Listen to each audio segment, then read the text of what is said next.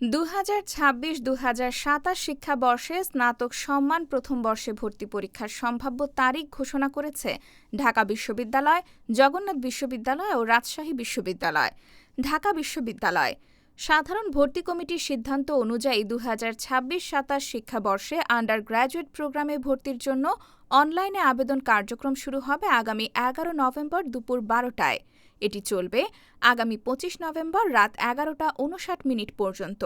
সময়সূচি অনুযায়ী আইবিএ ইউনিটের ভর্তি পরীক্ষা আগামী ৫ ডিসেম্বর, বিজ্ঞান ইউনিটের ভর্তি পরীক্ষা আগামী ১২ ডিসেম্বর, কলা, আইন ও সামাজিক বিজ্ঞান ইউনিটের ভর্তি পরীক্ষা ১৯ ডিসেম্বর, চারুকলা ইউনিটের ভর্তি পরীক্ষা ২২ ডিসেম্বর ও ব্যবসায় শিক্ষা ইউনিটের ভর্তি পরীক্ষা ২৬ ডিসেম্বর অনুষ্ঠিত হবে।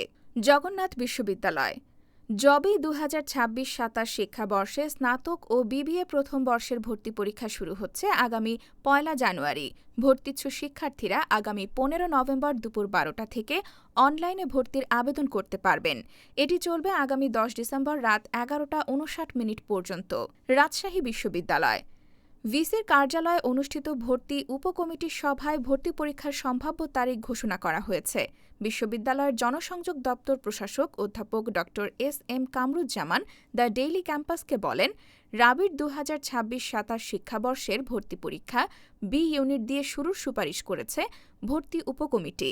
আগামী ৮ জানুয়ারি বি ইউনিট, ৯ জানুয়ারি সি ইউনিট এবং ১৬ জানুয়ারি এ ইউনিটের ভর্তি পরীক্ষা নেওয়ার বিষয়ে ভর্তি উপকমিটি প্রস্তাব করেছে।